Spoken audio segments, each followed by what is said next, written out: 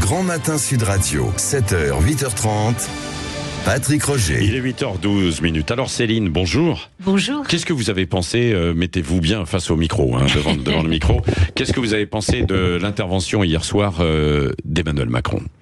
Eh bien, on pourrait aisément en faire un compte-rendu sous forme d'une version pour enfants. Le message se traduirait ainsi. La Russie fait peser sur l'Europe une menace existentielle. Tout ça, c'est la faute de Poutine. Alors dire qu'on s'interdit rien, c'est normal. Donc j'ai raison depuis le début. Et même qu'à la fin, les autres chefs, ils sont tous d'accord avec moi. Bon, vous êtes très caustique quand même ce matin, mais plus sérieusement, Céline Pina. Le pire, c'est peut-être que je suis très sérieuse.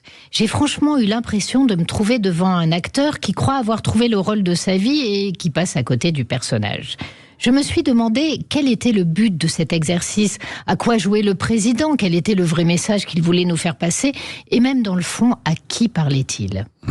A-t-on jamais vu un chef de guerre perdre 35 minutes à se répandre en considérations diverses dans lesquelles se mélangeaient autoflatterie, inéluctabilité de la guerre, flou sur l'implication, attitude martiale, le tout dans une ambiance complaisante façon causerie au coin du feu.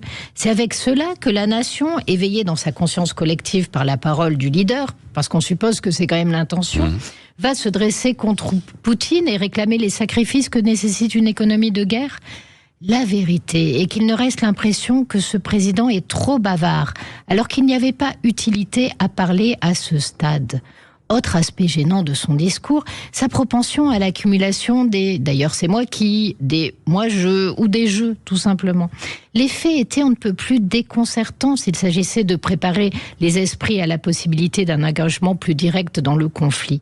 Cette difficulté à s'effacer derrière le nous, derrière la France, en dit long sur la compréhension de son rôle.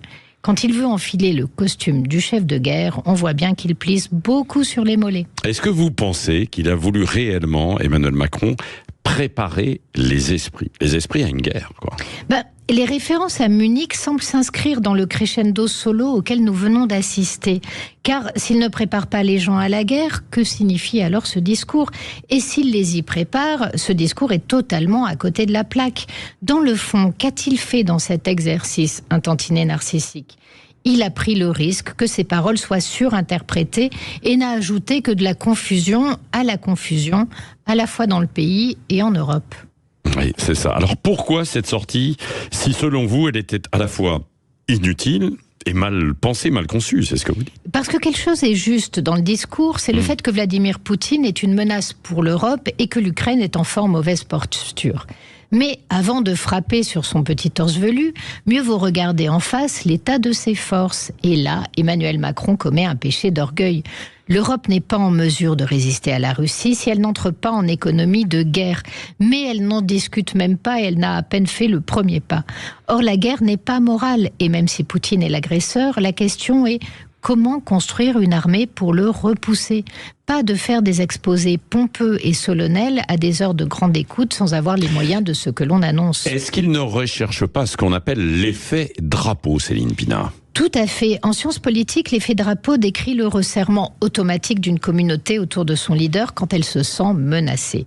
Or là, Renaissance est en mauvaise posture aux européennes et dramatiser les enjeux est une façon de peser dans le jeu et de réveiller un réflexe légitimiste dans la population. En revanche, il ne faut pas que celui qui manipule ce type de matière inflammable présume trop de son habileté.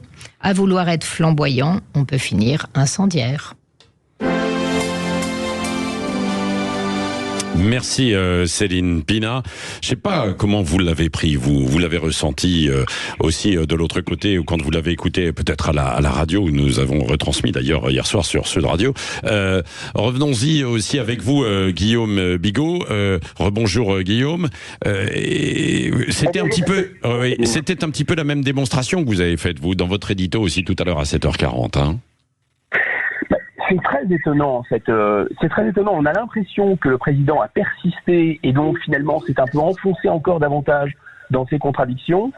Et là, cette fois-ci, au lieu de directement utiliser l'exploitation électoraliste, ce qu'il avait tenté de faire, me semble-t-il, il a cherché à justifier sa position extérieure diplomatique en l'expliquant à ses concitoyens. Donc phase 1, il a dit quelque chose qu'il a dû expliquer à ses partenaires, à nos alliés.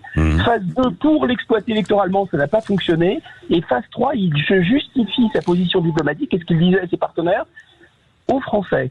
Donc on est très loin de la stratégie et on est même très loin de la stratégie électorale. En fait, il s'est doublement, j'ai l'impression, pris les pieds dans le tapis.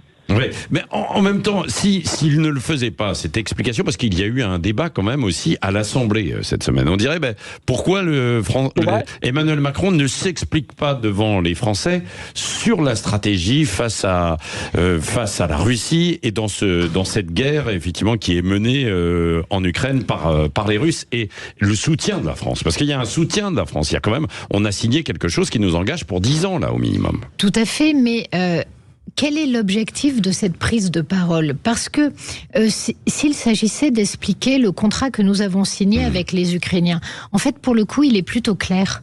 Il n'y a pas grand-chose à expliquer. C'est un soutien matériel à la guerre. Éventuellement un soutien logistique, parce que quand vous envoyez des gens pour la formation, vous restez dans la logistique. En gros, des choses qui ne posent aucun problème, qui sont acceptées par les Français et sur lesquelles il n'y a absolument aucune contestation. Donc, on se demande bien ce qu'il y avait à expliquer et qui était à convaincre. Si, en revanche, il s'agit d'annoncer une autre phase de la guerre, autrement dit d'envoyer des troupes au sol, là, on est dans un contexte différent. Et là, pour le coup, tous les partenaires d'Emmanuel Macron lui ont dit « rentre à la niche et arrête tes conneries ». Le seul problème, c'est que comme il a été humilié internationalement, il a besoin d'essayer de faire passer ça pour un succès diplomatique malgré tout et expliquer « mais en fait, je ne suis pas isolé en Europe, c'est moi qui donne le ton ». C'est ridicule, ça n'a aucun intérêt et surtout, il risque d'ouvrir une crise encore plus importante que celle qu'il avait déjà ouverte. Vous pensez, oui. En tout cas, Guillaume Bigot, vous disiez à l'instant, il s'est pris un peu les pieds dans le tapis. Alors, là pour le coup, de façon très concrète, lors du début de son interview, on va réécouter ce début d'interview. Est-ce qu'on a bien compris? Est-ce que vous envisagez d'envoyer des troupes occidentales françaises en Ukraine? Bonsoir et bienvenue. Vous êtes assis devant moi. Est-ce que vous êtes debout? Non. Est-ce que vous excluez de vous lever à la fin de cette interview? Bien sûr, vous n'allez pas l'exclure. On est même sûr de le faire. Voilà.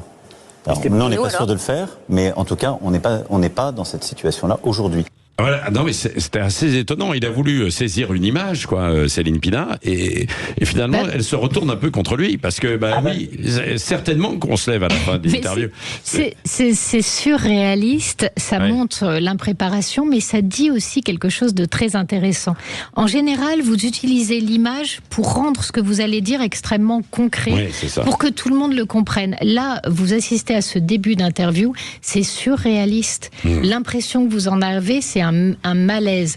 Et quand vous êtes à la fin de cette interview, vous vous dites « mais moi, je pars pas à la guerre derrière ce type qui passe 35 minutes à me faire une conférence de DRH alors qu'un vrai chef de guerre, il vous donne des objectifs précis et un discours qui galvanise une nation, ça dure 5 minutes. » Oui. Allez, nous poursuivons dans un instant avec vous. Bien sûr, vous pourrez réagir tout à l'heure aussi avec Jean-Jacques Bourdin à 9h au 0826 300 300. Toute l'équipe est en place avec Manu qui est déjà au standard. Et puis, vous allez me dire ce que vous en pensez, Céline Pina, Guillaume Bigot, de l'idée de mettre en place des groupes de niveau au collège.